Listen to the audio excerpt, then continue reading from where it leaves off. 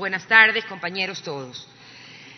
Yo aplaudo y reconozco que usted haya pedido estar aquí el día de hoy, porque hay muchos ministros que no quieren venir, piensan que esto es el paredón, y yo creo que es justamente la obligación de todos nosotros como asambleístas conocer cuál es la realidad.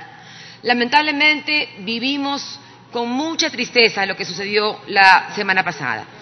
18 muertos, otros más heridos en un incendio provocado por ellos, porque estaban encerrados en una clínica clandestina que no tenían los permisos ni tampoco tenían los protocolos de cómo se debe tratar a una persona que tiene un problema de adicción a las drogas. Hay una verdad, y eso no lo vamos a discutir, eso no se puede politizar.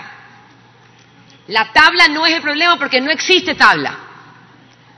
Se lanzaron umbrales para proteger a los consumidores y diferenciarlos de los microtraficantes.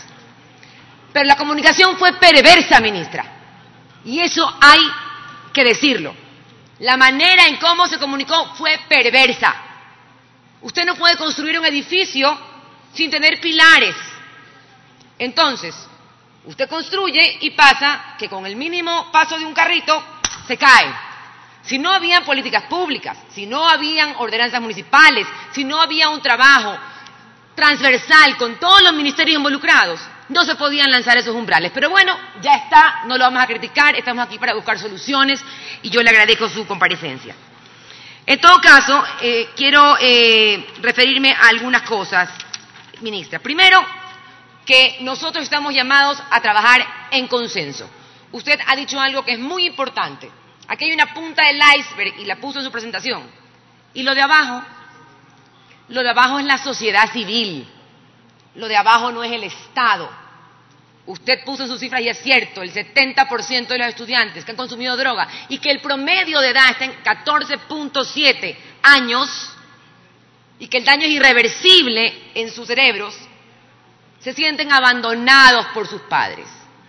Entonces, este es un trabajo multisectorial y aquí todos tenemos responsabilidad, todos los ecuatorianos. La prevención no se hace cuando ya el paciente está en la clínica de rehabilitación. La prevención tiene que hacerse desde las casas, desde el kinder, las escuelas, los colegios y las universidades. Y eso no se implementa en el Ecuador, aunque está en la ley. Entonces, ¿qué hacemos? Trabajemos juntos. Lamentablemente pasó esta desgracia, que la justicia se encargue de quiénes son los responsables. Trabajemos juntos en consenso, Ministerio de Trabajo. ¿Por qué? Porque cuando un chico que trabaja reconoce que tiene un problema de adicción y se quiere internar, dicen, no, pues quiero el trabajo, ¿para qué me voy a internar? Aquí tenemos que trabajar todos. Sentarnos en la mesa, Ministerio de Educación, Ministerio de Trabajo, el MIES, porque el MIES también tiene una responsabilidad, y es trabajar en los hogares, en las casas, porque no solamente los chicos tienen problemas porque hay familias destruidas, hay familias súper constituidas, pero ni siquiera se miran, no se hablan. Los chicos están solos, y lamentablemente, comunicar de esa manera, los umbrales, que eran una herramienta netamente jurídica, hizo que tengamos microtraficantes dentro de nuestras ciudadelas, en el parque de afuera de mi casa, en el parque de todas las casas de todos los asambleístas y de todos lados. Los tenemos cerca. Entonces trabajemos juntos en reformar la ley, trabajemos juntos en ser más severos con quienes les venden droga a nuestros hijos, trabajemos juntos en aplicar políticas de manera transversal, desde el Ministerio de Educación, nosotros como familia, Ministerio de Trabajo, y de ver de qué manera ayudamos, porque usted ha dicho algo terrible el día de hoy, que es que no puede clausurar las clínicas clandestinas, sino solamente con 5 salarios básicos, o si encuentran medicamentos clausurados. Entonces, ahí nosotros tenemos que intervenir como asambleístas. Mis preguntas, porque este enfoque no es solamente un cuestionamiento a la ministra de Salud, sino es a las familias. ¿Qué estamos haciendo las familias para que nuestros hijos no entren en el mundo de las drogas? Hagamos un mea culpa. ¿Qué hacemos nosotros dentro de las familias? para rescatar a nuestros chicos. Porque, ojo, de nada sirve que tengamos cientos de centros de rehabilitación si tenemos cada vez más enfermos. Tenemos que prevenir antes que lamentar, evitar que los chicos estén enfermos. Y no solamente en campañas de televisión, porque a mí también me asustó la campaña y me dejó marcada la campaña que vi en televisión de cómo se iba transformando una persona enferma, sino trabajar directamente en el territorio, en los barrios, en las familias, en los colegios. Mi pregunta, señora ministra, a ver, déjeme ordenarme ya. Primero, ¿cuál es el avance y nivel de ejecución de los programas y proyectos emprendidos por el Ministerio de Salud Pública de acuerdo a lo determinado en las líneas de acción del Plan Nacional de Prevención Integral del Fenómeno de las Drogas que le acaba de presentar usted y le acaba de entregar a la presidenta encargada de la Asamblea? ¿Hay proyectos en marcha y qué población es la que se ve beneficiada? Segundo, ¿cuál es la propuesta que tienen ustedes como ministerios una vez que han asumido las competencias de la CETET? Se eliminó, no estábamos de acuerdo con los miembros del grupo, yo represento a 16 asambleístas de distintas bancadas, pero vamos a trabajar en lo que se puede hacer. ¿Cuál es la propuesta para que los gobiernos autónomos descentralizados participen en la regularización de los espacios públicos? ¿Por qué? Porque hay una realidad. Todo el mundo dice, venga la Policía Nacional y llévese preso al adicto. No, pues, lo vuelvo y lo repito. El adicto, el que tiene un consumo problemático, tiene que ser atendido. No podemos esconder la basura abajo de la alfombra. Es una realidad que tenemos que ver y tomar el toro por los cuernos. Pero también son competencias de los GACS, porque los municipios tienen que asumir la responsabilidad de lo que sucede en sus territorios. Entonces, todos tenemos que trabajar de manera conjunta. Y la última pregunta, ministra, si es que la encuentro, porque creo que la hoja se me perdió. Bueno, espérese un ratito aquí sí lo tengo. Un ratitito, por favor. Me disculpan, pero yo no soy muy buena en la tecnología. Estoy aprendiendo bastante. Aquí me ayuda mi amigo.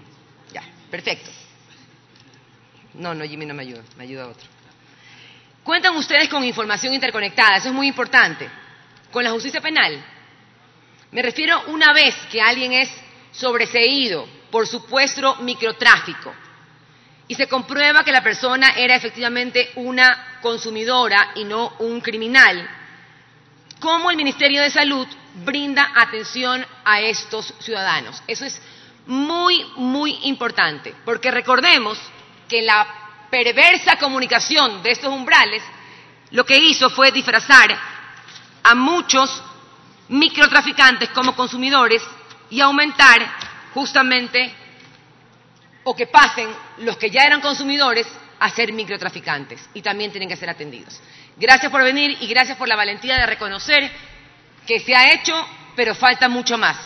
Y esperamos todos los legisladores apoyar, no solamente a la ministra, porque esto no es un tema personal, ni al presidente, apoyar a nuestros hijos, a todos los jóvenes ecuatorianos que están expuestos a este demonio que está tras ellos, que es la droga. Gracias.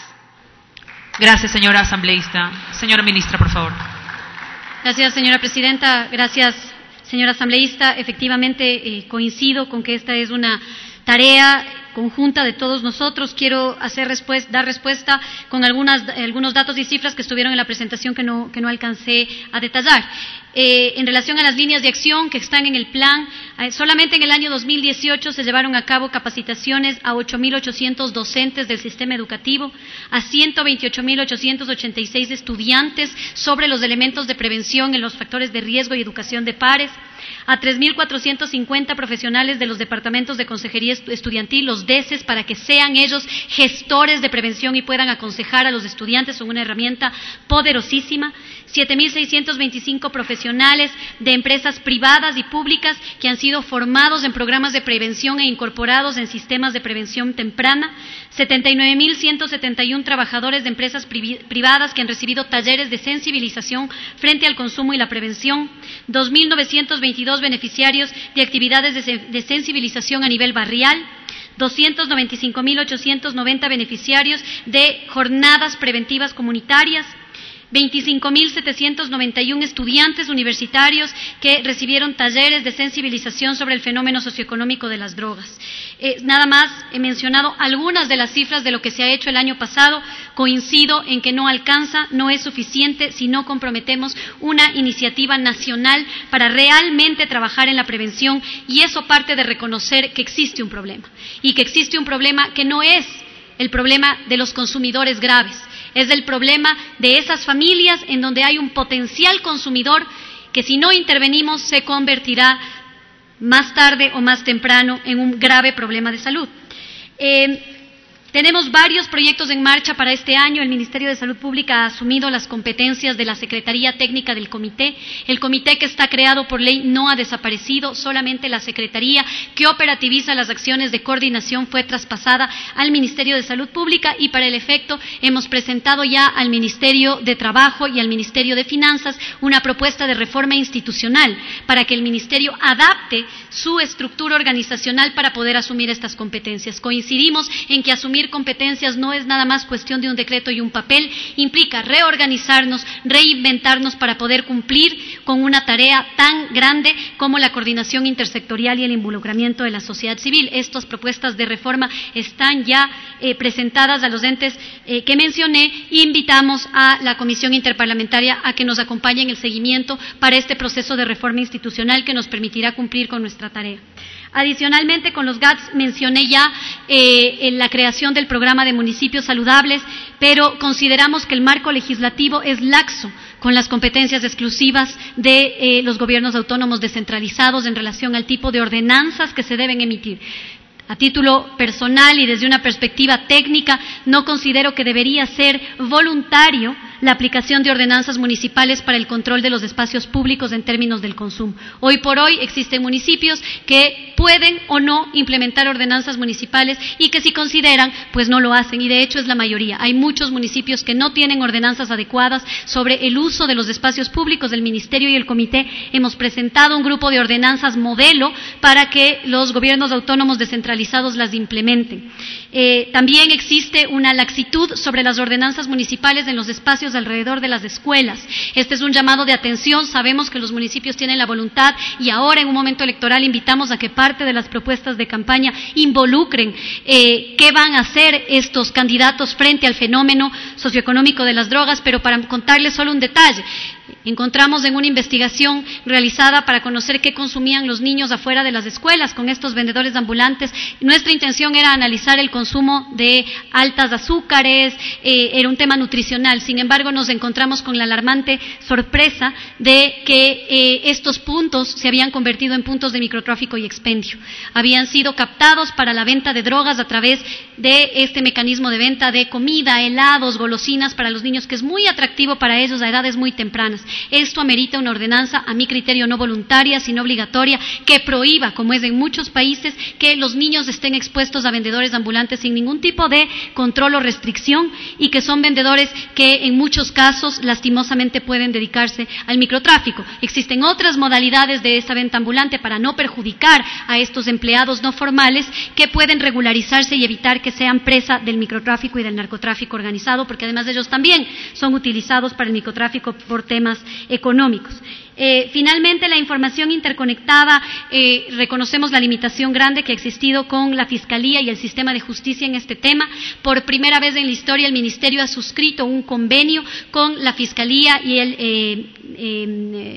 el Consejo de la Judicatura para atender los distintos asuntos en los que debemos de estar plenamente interconectados. Esto es, violencia de género, especialmente la violencia sexual. Muchos de esos casos se quedan, en el mejor de los casos, en un proceso judicial sin reconocer que esas jóvenes, esas mujeres, muchas veces lo que requieren, además de la judicialización de su caso, es tratamiento y atención psicológica, en algunos casos de por vida.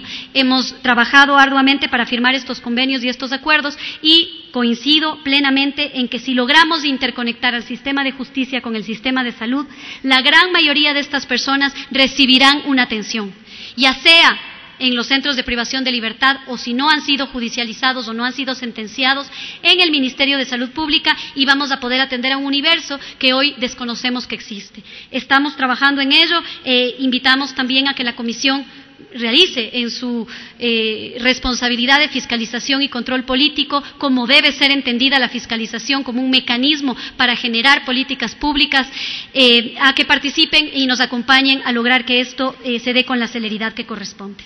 Muchas gracias. Tiene la palabra el asambleísta William